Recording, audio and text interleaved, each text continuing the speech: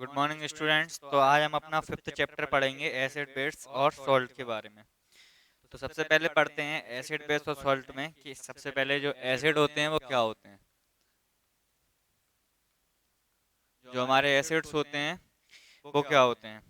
तो जैसे आपने कर्ड होते हैं, अपने लेमन जूस होते हैं, ऑरेंज जूस होते हैं, विनेगर होते हैं, ये सब चीज़ें क्या होती हैं, ये खट्टे टेस्ट देते हैं, मतलब सावर टेस्ट देते हैं। ये खाने में हमें कैसे लगते हैं, खट्टे लगते हैं। तो जो चीज़ अपन को कैसा टेस्ट दे, सावर टेस्ट दे, खट्टा टेस्ट दे, वो चीज़ कैसी होती है, एसिडिक होती है। मतलब उनको क्या बोल सकते हैं हम कि ये एसिड्स हैं, इनमें क्या है, एसिड्स हैं। तो एसिड्स में क्या होना चाहिए, इसका टेस्ट कैसा होना चाहिए, सावर होना चाहिए। सावर मतलब होता है खट्टा। एग्जाम्पल जैसे हमारा लेमन जूस, विनेगर,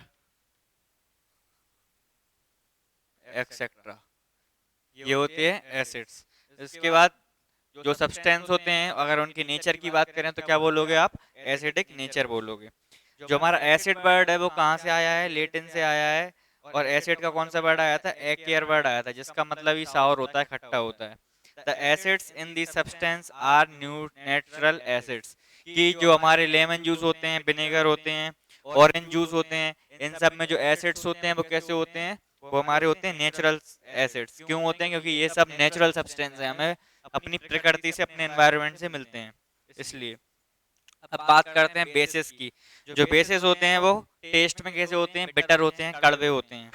और उनका जो फील होता है वो कैसा होता है, सोपी होता है, साबुन जैसा होता है। जब हम उनको अपनी दोनों फिंगर से रब करेंगे तो उनको साबुन जैसा फील आएगा, सोपी फील आएगा। तो ये जो बेसिस होते हैं उनका जो टेस्ट होता है वो कैसा हो गया, अपना बिटर।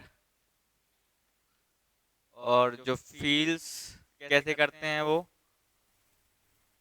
सोपी, सावन की तरह। जैसे एग्जांपल बात करें हम बेकिंग सोडा, जो अपना बेकिंग सोडा होता है वो क्या क्या है, एक बेस है। तो अगर बेकिंग सोडा का नेचर पूछा जाए तो क्या बोलोगे कि वो बेसिक नेचर का होता है। Special type of substance are to test whether a substance is acidic और बेसिक आर कॉल्ड इंडिकेटर्स। कुछ सब्सटेंस यूज किए जाते हैं टेस्ट करने के लिए कि कोई चीज एसिडिक है या बेस है। तो ऐसे सब्सटेंस जिनको हम यूज करते हैं किसी चीज को टेस्ट करने में कि कोई चीज एसिडिक है या बेस है, उसको क्या बोलते हैं हम, इंडिकेटर्स। तो जो इंडिकेटर्स होते हैं वो क्या करते हैं, टेस्ट करते हैं। टेस्ट क्या करते हैं कि कोई चीज एसिडिक है या फिर कोई चीज बेसिक है। इंडिकेटर्स ये काम करते हैं। तो बात करते हैं, the indicator change colour when added to a solution containing an acidic और बेसिक सॉल्यूशन। तो ये जो इंडिकेटर होते हैं क्या, वो क्या करते हैं, अपना कलर चेंज कर लेते हैं जब उनको एसिडिक या बेसिक सॉल्यूशन में डाला जाता है, उनकी रिएक्शन कराई जाती है एसिडिक या बेसिक सॉल्यूशन के लिए। ठीक है, तो कौन कौन से इंडिकेटर्स होते हैं, हमारा सबसे पहला जो नेचुरल इंडिकेटर है वो है टर्मेरिक, हमारी हल्दी। लिटमस होता है, एक लिटमस होता है। चाइना रोज पेटल्स, या फिर उसको चाइना रोज पेटल्स को आप वो गुड़ल भी बोल सकते हो, जो आप गुड़ल की पत्तियां होती हैं उनका यूज कर सकते हो। ये सब नेचुरली अकरिंग क्या है, इंडिकेटर्स हैं। तो एग्जाम्पल में क्या क्या है इसके, हमारा जो टर्मरिक, टर्मरिक हो गया, लिटमस हो गया, और चाइना रोज की जो पेटल्स पत्तियां होती हैं वो, या फिर चाइना रोज को बोल सकते हैं, गुड़ल बोल सकते हैं। ये सब हमारे इसके एग्जाम्पल्स हैं। तो अब हम बात करते हैं सबसे पहले अपने नेचुरल इंडिकेटर लिटमस के बारे में। सबसे पहले बात करेंगे लिटमस के बारे में। लिटमस क्या लिखा है, अ नेचुरल डाई। ये एक नेचुरल डाई, डाई मतलब कलर होता है, एक नेचुरल कलर होता है। इट इज एक्सट्रैक्टेड फ्रॉम लाइचेंस, जो हमारे लाइचेंस होते हैं, लाइकेंस होते हैं, उनसे ये निकाला जाता है। ठीक है, तो अगर लिटमस की बात करें तो लिटमस कहाँ से मिलता है हमें, लाइचेंस से। आपको फिगर 5.1 में दिख रहा होगा, लाइकेन का वो डायग्राम बना है, उससे आपको लिटमस दिख रहा होगा। उसके बाद it is mop purple coloured in distil water. ये डिस्टिल वाटर में कैसे कलर का रहता है? ये जो लिटमस होता है वो कैसा होता है? पर्पल कलर का। When added acidic solution it turns red. अब क्या होता है कि जो लिटमस है, लिटमस को अगर हम एसिड के साथ एसिडिक सॉल्यूशन में डालेंगे तो इसका कलर कैसा हो जाएगा? रेड हो जाएगा। अगर इसको हम बेसिक सॉल्यूशन के साथ बेसिक सॉल्यूशन में डालेंगे, इसका कलर कैसा हो जाएगा? इसका कलर हो जाएगा ब्लू। इसका कलर ब्लू हो जाएगा। तो ऐसे ये लिटमस जो है इंडिकेटर है एक, और ये ऐसे बताता है कोई चीज एसिडिक है या बेसिक है। लिटमस को आपने क्या कर दिया? एसिडिक सॉल्यूशन में अगर डाल दिया तो वो रेड हो जाएगा, तो आपको पता चल जाएगा कि वो क्या है? एसिडिक है कोई चीज। अगर आपने सॉल्यूशन में डाला और वो ब्लू हो गया तो आपको क्या पता चल जाएगा कि कोई चीज कैसी है? बेसिक है। और लिटमस आपको टू टाइप से मिलता है, एक तो सॉल्यूशन के फॉर्म में और एक पेपर स्ट्रिप के फॉर्म में। तो जो आपका पेपर स्ट्रिप के फॉर्म में होता है वो कैसा होता है? वो क्या होता है? लिटमस पेपर बोलते हैं उसको। It is available as red and blue colour litmus paper. ये रेड और ब्लू कलर के लिटमस पेपर में होता है। तो रेड और ब्लू कलर के लिटमस पेपर में होगा तो ये क्या करेगा? ब्लू वाले को रेड कर देगा तो एसिडिक हो जाएगा, और रेड वाले को ब्लू कर देगा तो बेसिक हो जाएगा। इसके बाद जो अपना जो नेक्स्ट टॉपिक है, सबसे पहले the solutions which do not change the color of either red or blue litmus are known as neutral solution। ऐसे सॉल्यूशंस जो ना तो रेड लिटमस को ब्लू में चेंज करते हैं ना ब्लू लिटमस को रेड में चेंज करते हैं, वो सॉल्यूशंस कैसे होते हैं? वो सॉल्यूशंस होते हैं अपने न्यूट्रल, क्योंकि ना तो वो एसिडिक हैं और ना तो वो बेसिक हैं। इसके बाद जो दूसरा हमने अपना पढ़ा था टर्मरिक, जो अपना टर्मरिक नेचुरल इंडिकेटर हल्दी होती है, वो भी एक इंडिकेटर का काम करती है। वो कैसे काम करती है? आपने देखा होगा कि आपके जो कपड़े होते हैं उस पर कभी कभी हल्दी का जो दाग लग जाता है, अगर हम उसको वॉश करते हैं, धोते हैं, तो वो जो येलो कलर का होता है वो रेड में चेंज हो जाता है। रेड में क्यों चेंज होता है? क्योंकि जो टर्मरिक इंडिकेटर है ये बेस को क्या करती है? रेड कलर में चेंज कर देती है। तो हमें पता चलता है कि जो अपना साबुन है, सोप है, वो क्या काम कर रहा है? बेस का काम कर रहा है। तो ऐसे जो अपना टर्मरिक है बेस को अपना बेस को बताती है कोई चीज बेसिक है तो वो क्या करेगी? बेस को येलो से क्या कर देगी? रेड में कन्वर्ट कर देगी। इसके बाद जो हमारा नेक्स्ट है China rose as indicator. China rose मतलब गुड़हल की जो पत्ती होती हैं उनमें देखना है आपको। एक पेज नंबर 52 पे एक बूझो आपको एक लाइन बोल रहा है, now I understand why turmeric stain on my white shirt is turn to red when it is washed with soap, it is because the soap solution is basic. जो हमने अभी आपको बताया कि उसकी जो व्हाइट शर्ट थी उस पर जो येलो कलर का टर्मरिक का दाग लगा था, उस पर उसने सोप लगाया तो क्या हो गया? उसकी जो शर्ट है वो रेड कलर की हो गई। China rose indicators turn acidic to dark pink and basic to green. जो अपना चाइना रोज इंडिकेटर्स होता है मतलब गुड़हल होता है, ये क्या करता है? एसिडिक को क्या करता है? डार्क पिंक में करता है, और बेसिक सॉल्यूशन को क्या करता है? ग्रीन में करता है। तो आपका अगर कोई भी आपके पास एक सॉल्यूशन है, आप उसमें चाइना रोज की पत्ती डालेंगे, अगर वो डार्क कलर की हो जाएगी, डार्क पिंक कलर की हो जाएगी, तो आप बोल दोगे कि वो एसिडिक है। अगर वो बेसिक है तो वो ग्रीन कलर का हो जाएगा पूरा सॉल्यूशन। तो ऐसे आप चाइना रोज पेटल का यूज करके बता सकते हो, इंडिकेट कर सकते हो कि कोई चीज एसिडिक है या बेसिक है। आपको तीनों चीजों के बारे में बता दिया, टर्मरिक भी हो गया, लिटमस भी हो गया, और चाइना रोज पेटल्स भी हो गया। इसके बाद आपको पढ़ना है न्यूट्रलाइजेशन। जो आपकी न्यूट्रलाइजेशन प्रोसेस होती है वो क्या होती है? तो न्यूट्रलाइजेशन पढ़ने के पहले आपका एक इंडिकेटर और होता है। अभी हमने आपको 3 नेचुरली अकरिंग इंडिकेटर बताए, मतलब जो नेचर में होते हैं। अभी आपका एक इंडिकेटर और है जो नेचुरली नहीं है, आर्टिफिशियली है, मतलब मैन मेड है। वो क्या है? आपका फिनोल्फ्थलीन है।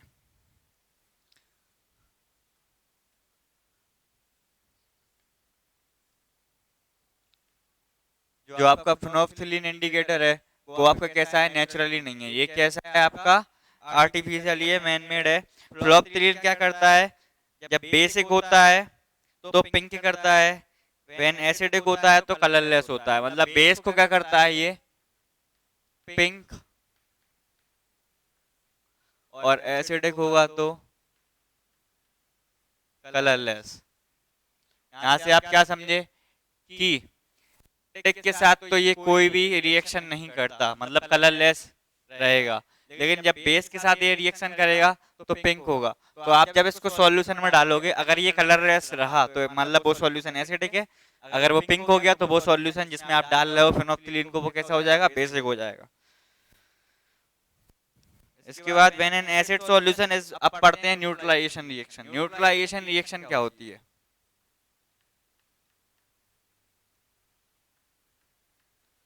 न्यूट्रलाइजेशन का मतलब ही है एक दूसरे को न्यूट्रल करना, मतलब ना तो एसिडिक इफेक्ट रहने देना, ना बेसिक इफेक्ट रहने देना। तो इसका मतलब when an acid reacts with base, जब एक एसिड बेस के साथ रिएक्ट करता है तो ये क्या करते हैं, दोनों एक दूसरे को इफेक्ट, एक दूसरे के इफेक्ट को क्या करते हैं, डिस्ट्रॉय कर देते हैं। Both the acidic and basic nature of the base are destroyed. ठीक है, एक दूसरे के इफेक्ट को कैंसिल आउट कर देते हैं, डिस्ट्रॉय कर देते हैं। The resulting solution is nether acidic nor basic. जो अपना रिजल्टिंग सॉल्यूशन होता है वो ना तो एसिडिक बचता है ना बेसिक बचता है। फिर क्या होता है इन न्यूट्रलाइजेशन, तो इस रिएक्शन को ही क्या बोलते हैं, न्यूट्रलाइजेशन रिएक्शन। मतलब जब एसिड और बेस सेम अमाउंट में मिलते हैं तो वो क्या कर देते हैं, एक दूसरे के इफेक्ट को कैंसिल कर देते हैं। तो जो अपना सॉल्यूशन बन जाता है वो ना एसिडिक होगा ना बेसिक होगा, वो न्यूट्रल हो जाएगा। इस प्रोसेस को क्या बोलते हैं, न्यूट्रलाइजेशन। तो न्यूट्रलाइजेशन में क्या होता है, एक एसिड प्लस एक बेस रिएक्ट करते हैं आपस में। ठीक है, अब इसमें और क्या होता है कि इसमें एक चीज बनती है जो होता है हमारा सॉल्ट। एसिड और बेस मिलके क्या बना देते हैं, सॉल्ट। अब जो सॉल्ट है वो कैसा भी हो सकता है, जो सॉल्ट है वो क्या कर सकता है, वो कैसा भी हो सकता है। उसका नेचर एसिडिक भी हो सकता है, बेसिक भी हो सकता है, और न्यूट्रल भी हो सकता है। वो डिपेंड करता है कि हमने कितनी मात्रा में, कितने अमाउंट में एसिड लिया, कितने अमाउंट में बेसिक लिया। अगर एसिड ज्यादा होगा बेस कम होगा तो हमारा जो सॉल्ट बनेगा वो एसिडिक बनेगा। बेस ज्यादा होगा एसिड कम होगा तो हमारा जो सॉल्ट बनेगा वो बेसिक बनेगा। अगर दोनों बराबर होंगे तो सॉल्ट कैसा बनेगा, न्यूट्रल बनेगा। सॉल्ट के साथ क्या निकलता है, वाटर निकलता है, H2O। यहाँ पे वाटर ही लिख लो, प्लस हीट निकलती है।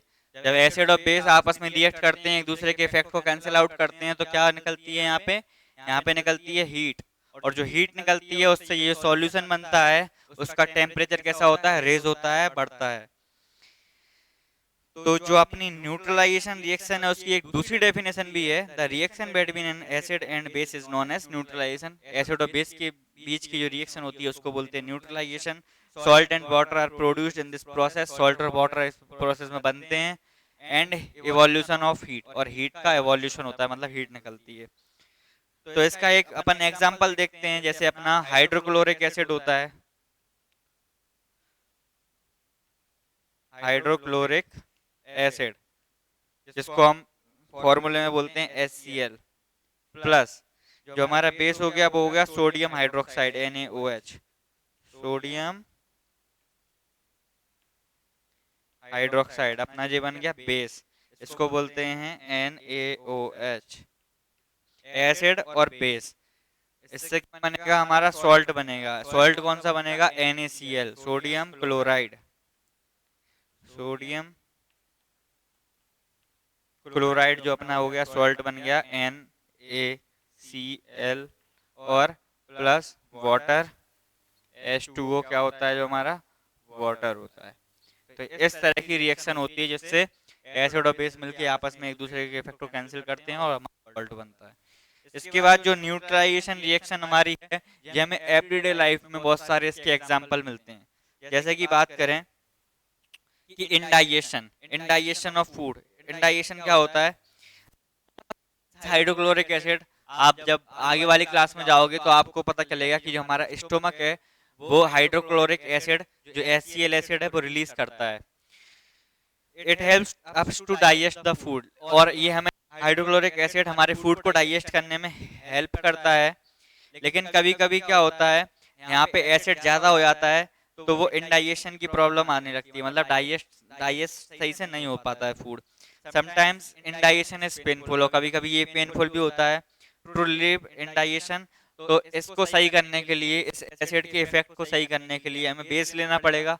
और वो बेस क्या होता है? वो एंटा एसिड होता है। एंटा एसिड मतलब हो गया एंटा एसिड।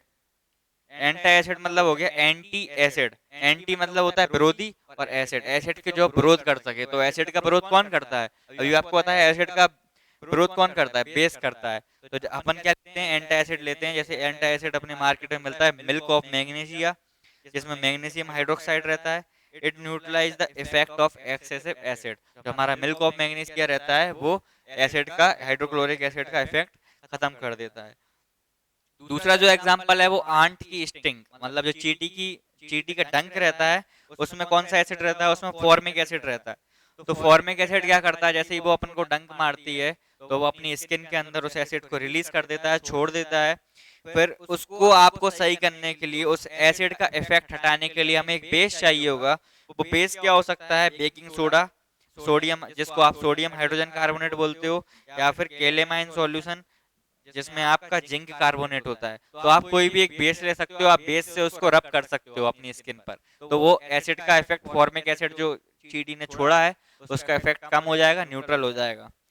इसके बाद जो हमारा थर्ड एग्जांपल है वो है सॉइल ट्रीटमेंट। सॉइल ट्रीटमेंट में ये न्यूट्रलाइज प्रोसेस वो कैसे काम में आती है? तो हम ज्यादा अपने खेतों में फर्टिलाइजर्स का यूज करते हैं, केमिकल्स का यूज करते हैं, तो हमारी जो सॉइल है, मिट्टी है, वो कैसी हो जाएगी? एसिडिक हो जाएगी, जिसमें प्लांट्स ग्रो नहीं कर पाएंगे। प्लांट्स ना तो ज्यादा एसिडिक चीज में ग्रो कर पाते हैं, ना ज्यादा बेसिक सॉइल में ग्रो कर पाते हैं। तो एसिडिक इफेक्ट हटाने के लिए क्या करना होगा? एक बेस का ट्रीटमेंट करना होगा। तो क्या करते हैं हम? क्विक लाइम और सिलेक्ट लाइम का यूज कर सकते हैं अपनी सॉइल के लिए। किसका? क्विक लाइम और सिलेक्ट लाइम का। क्विक लाइम होता है कैल्शियम ऑक्साइड, सिलेक्ट लाइम होता है calcium hydroxide. If the soil is basic, अगर हमारी सॉइल अभी तो एसिडिक थी तो हमने एक बेस का यूज किया, क्विक लाइम या सिलेक्ट लाइम का। इसके बाद अगर हमारी सॉइल ज्यादा बेसिक हो चुकी है तो हमें एसिड का इस्तेमाल करना पड़ेगा उसको न्यूट्रल करने में। तो ऑर्गेनिक मैटर हम उसमें क्या कर देते हैं? ऑर्गेनिक मेनर उसमें ऐड कर देते हैं। Organic manure release acid which neutralize the basic nature of the soil. तो ऑर्गेनिक मेनर जो होते हैं एसिड रिलीज करते हैं जो सॉइल के टू मच बेसिक नेचर को न्यूट्रलाइज कर दे। इसके बाद लास्ट जो हमारा एग्जांपल है वो है फैक्ट्री का वेस्ट।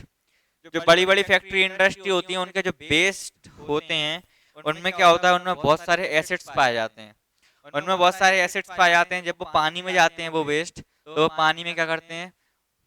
हमारी जो फिशेस, मछलियां हैं, और पानी में और भी ऑर्गेनिज्म हैं, और भी तरह के जानवर हैं, उनको क्या कर देते हैं? उनको किल कर देते हैं। तो इस एसिड से बचने के लिए, इस इफेक्ट से बचने के लिए कि हमारे जो हमारा एनवायरनमेंट है, हमारा हैबिटेट है, उसको क्या हो, उसको कोई भी नुकसान ना हो, तो आपको जो फैक्ट्री का वेस्ट है उसमें क्या मिलाना चाहिए?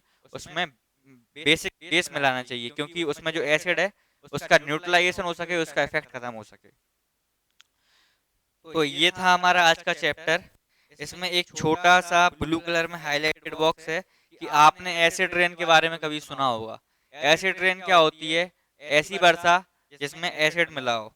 अब इसके बारे में देखते हैं कि इसमें एसिड कहाँ से है। As the name indicates, the rain containing excess of acid is called acid rain.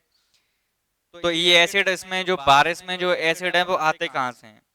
हमारे क्या है, एटमॉस्फेयर में बहुत सारी गैसेस रिलीज की जाती हैं, जैसे कार्बन डाइऑक्साइड, सल्फर डाइऑक्साइड और नाइट्रोजन डाइऑक्साइड। बड़ी बड़ी कंपनियों से, फैक्ट्रियों से हमारे एसीज, कूलर, एसीज, फ्रिज वगैरह से ये सब गैसें निकलती हैं। तो ये गैसें क्या करती हैं? रेन ड्रॉप के साथ मिक्स हो जाती हैं, बारिश की बूंदों के साथ मिक्स हो जाती हैं, और वहां पे एसिड बना लेती हैं। नाइट्रोजन डाइऑक्साइड क्या बना लेती है? Nitric acid. कार्बन डाइऑक्साइड क्या बना लेती है? Carbonic acid. सल्फर डाइऑक्साइड क्या बना लेती है? Sulphuric acid. तो ये एसिड बन जाते हैं हमारी बारिश में। Acid can cause damage to buildings, historical monuments, plant and animal. अब ये एसिड क्या कर सकता है? हमारी जो बिल्डिंग्स हैं, प्लांट्स हैं, एनिमल्स हैं, इनको क्या कर सकता है? इनको नुकसान नुकसान पहुंचा सकता है। इसलिए हमको क्या करना चाहिए? कम से कम जो हार्मफुल गैसेस हैं हमारे नेचर के लिए, उनको यूज करना चाहिए। आज के लिए इतना ही। आज अपना जो चैप्टर है ये वाला खत्म हो चुका है। इसके आप क्वेश्चन आंसर करेंगे, आपको भेज दिए जाएंगे। और अच्छे से लर्न करेंगे और जो डाउट्स होंगे आप लाइव सेशन में डिस्कस कर सकते हैं। Thank you, have a nice day.